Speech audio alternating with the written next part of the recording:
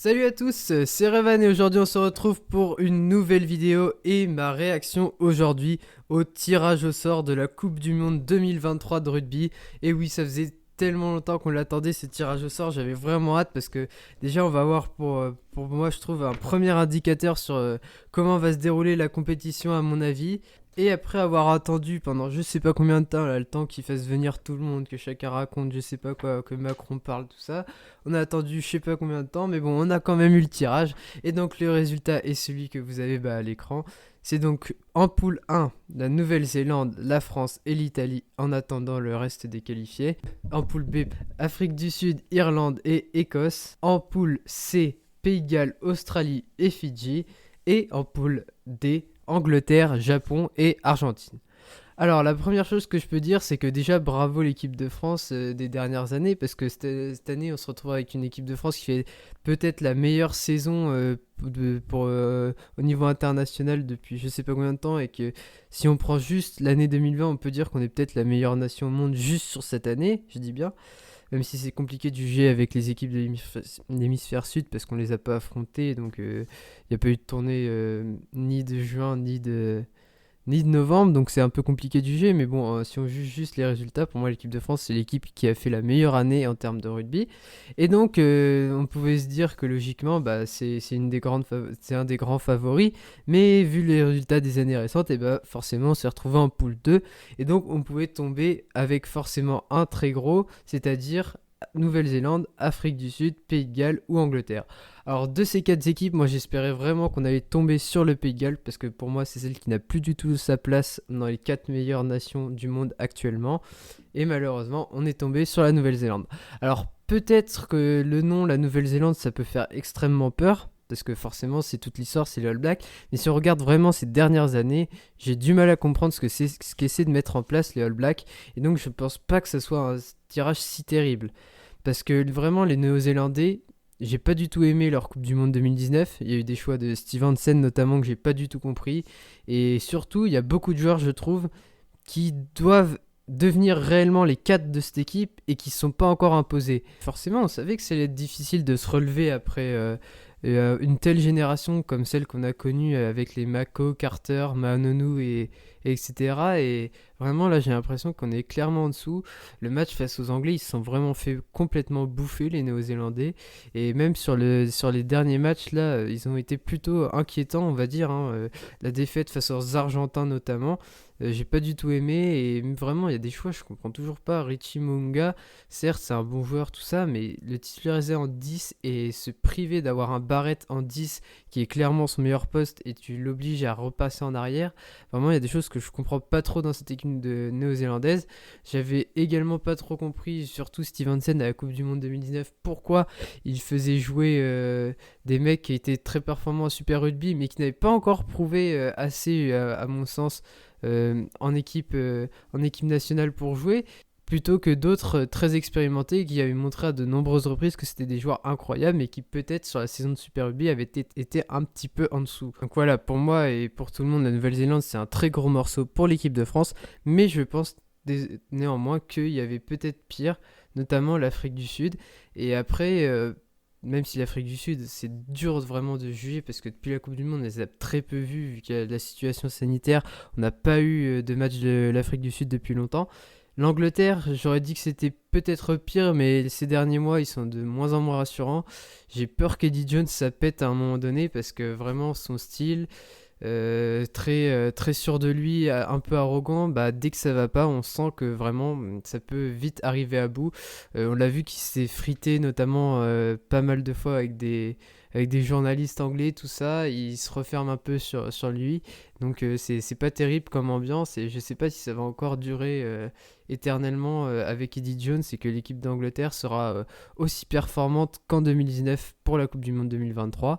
Et forcément, le Pays de Galles, pour moi, c'était clairement l'équipe la plus faible de ces quatre têtes de série, puisque forcément, on le voit sur l'arrivée de Wayne Pivac, depuis qu'il est là, on sent vraiment que le Pays de Galles est sur une pente descendante et que vraiment, va falloir reconstruire énormément avant d'avoir une équipe aussi compétitive qu'elle pouvait l'être entre 2015 et 2019. Donc l'avantage aussi à taper un très gros en poule, ça veut dire aussi ne plus le jouer avant la finale.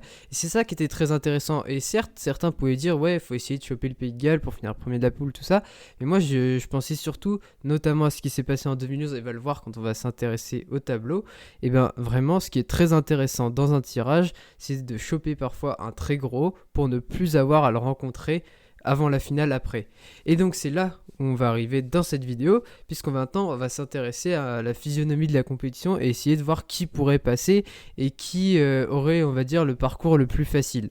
Donc, avec la France et la Nouvelle-Zélande qui normalement devraient se qualifier dans la poule 1, on aurait d'abord un premier quart de finale, France ou Nouvelle-Zélande, le premier du groupe, face à mon avis, l'Irlande, parce que je vois l'Écosse, c'est intéressant, mais je les vois pas être au-dessus des Irlandais dans la poule B. Et pour moi, dans cette poule, l'Afrique du Sud sera largement au-dessus.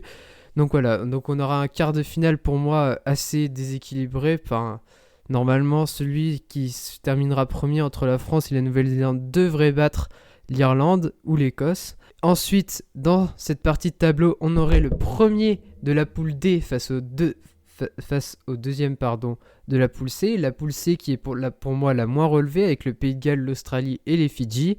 Et donc dans cette physionomie, on aurait un Angleterre-Pays de Galles à mon avis, parce que le Pays de Galles, comme je dis, ils ont vraiment du mal.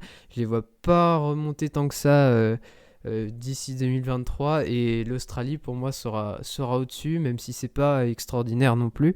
Donc voilà, on pourra avoir un Angleterre Pays de Galles en quart de finale, ce serait vraiment une belle affiche aussi. Et donc, dans cette optique, à mon avis, la France ou la Nouvelle-Zélande face à l'Irlande, ça ferait que la France ou la Nouvelle-Zélande, le premier du groupe, jouerait en demi-finale face aux Anglais. Et donc maintenant, on va s'intéresser à l'autre partie du tableau, puisque d'un côté, on aurait le premier de la poule C face au deuxième de la poule D, c'est-à-dire à mon avis l'Australie face au Japon ou l'Argentine, et dans ce cas-là, à mon avis, ce serait l'Australie qui passerait en demi, face au vainqueur du match entre la France ou la Nouvelle-Zélande, selon qui est le deuxième de la poule, face à l'Afrique du Sud. Et là, vraiment, ça devient très intéressant, parce qu'au fait, on se dit que la France ou la Nouvelle-Zélande, s'ils finissent premier de leur groupe, ils vont certes avoir un quart de finale normalement plus facile, mais derrière, ils vont devoir se taper les Anglais en demi. Alors que de l'autre côté, si tu passes les Sud-Africains, tu vas jouer contre l'Australie en demi, qui est censée être beaucoup plus faible normalement que les Anglais. Et donc c'est là où on se retrouve un peu dans la physionomie de 2011, c'est-à-dire la France, dans l'optique où ils finiraient deuxième de leur poule derrière la Nouvelle-Zélande comme en 2011, ils pourraient avoir un très gros match en quart, mais avoir ensuite une place, entre guillemets, quasi assurée pour la finale. Donc c'est là, ça va être très intéressant de voir comment évoluent les poules, et peut-être qu'on aura une surprise d'un côté ou de l'autre, mais bon, j'aurais du mal à voir l'Irlande battre l'Afrique du Sud. Mais si ça arrive, en tout cas, là, dans ce cas-là, ça serait beaucoup plus avantageux de terminer deuxième de la poule, parce que ça voudrait dire Irlande en quart et potentiellement Australie en demi. C'est beaucoup moins dur, à mon avis, que Afrique du Sud ou Angleterre, pardon. Donc voilà, ça va être très intéressant, vraiment, je pense, cette Coupe du Monde, même si je pense que là, il y aura vraiment 4 équipes qui sortent du lot. Je pense évidemment à la Nouvelle-Zélande et l'Afrique du Sud, et forcément du côté de l'hémisphère nord, l'Angleterre et la France. Même si bon, la France, on sait que ces dernières années, ça faudra faire attention, parce que on va dire oui, la France, ils sont déjà très forts cette année. Bon, déjà on a fait qu'une année, donc on va attendre de voir, et ils vont avoir l'appui du public. Mais certes, le public, en général, ça t'aide énormément, et on le voit vraiment sur les dernières compétitions, quand une équipe qui est outsider, qui n'est pas du tout attendue pour jouer les premiers rôles dans une compétition. Je pense notamment au Japon lors de la dernière Coupe du Monde de rugby, qui avait fait une super phase de groupe. Je pense aussi à la Russie à la Coupe du Monde de football la dernière en 2018. Et je pense aussi par exemple à l'équipe de France en 2007, qui n'était pas du tout favori face aux Blacks, et qui a complètement renversé la situation grâce aussi au public, vraiment, qui avait été extraordinaire ce jour-là. Et je vous invite à voir ma vidéo que j'ai sortie il n'y a pas longtemps pour voir ça. Et à l'inverse, les équipes qui devaient être favoris chez elles, ces dernières années, c'est très compliqué, vraiment. Hein, attention à l'équipe de France à pas complètement passer à côté de sa compétition, parce que je pense évidemment à l'Angleterre en 2015, qui a complètement foiré sa compétition, même s'ils étaient dans une phase de poule extrêmement compliquée. Je pense au Brésil en 2014 qui s'est complètement écroulé alors que c'était eux les favoris, et même la Nouvelle-Zélande en 2011, puisqu'ils étaient grands favoris, mais alors la finale c'était une catastrophe dans le jeu pour la Nouvelle-Zélande, hein. Et vraiment ils ont eu très très chaud dans cette compétition, et vraiment c'était loin d'être la meilleure Nouvelle-Zélande qu'on ait vue de ce point de vue-là, et on sentait vraiment qu'ils avaient plus la pression, plus une pression négative mise par le fait d'être chez eux qu'être réellement boosté par leur public. Toutefois, vu les derniers résultats, on peut quand même être assez confiant pour cette Coupe du Monde. De toute façon, on pourra regarder n'importe quel tableau, tout ça. Faudra se dire que pour aller au bout dans cette compétition, il faudra battre au moins une fois l'Afrique du Sud, la Nouvelle-Zélande ou les Anglais, ou même deux fois une de ces nations. Donc on sait très bien ce qu'il faudra faire pour y arriver. C'est à nous de nous préparer au mieux. On sera chez nous. Faut prendre ça comme un avantage et pas comme une pression, comme je l'ai dit précédemment. Et au vu de ce que vraiment la France a montré sur cette année 2020, il va encore progresser. Il y a des joueurs qui vont arriver. On l'a vu contre les Anglais récemment, qui avaient de la réserve, que ceux qui étaient titulaires avaient certainement marqué énormément de points sur cette année 2020, mais que derrière ça pousse aussi et que leur place est loin d'être complètement assurée pour certains. Donc voilà, la France, on est vraiment dans une très bonne dynamique et j'espère qu'on réussira à la garder jusqu'en 2023. Sur ce, j'espère à tous que cette vidéo vous aura plu. N'hésitez pas à liker, vous abonner et à réagir dans les commentaires en disant qui vous voyez être le grand favori pour la Coupe du Monde 2023. Je vous souhaite à tous une très bonne journée. C'était Revan. Salut!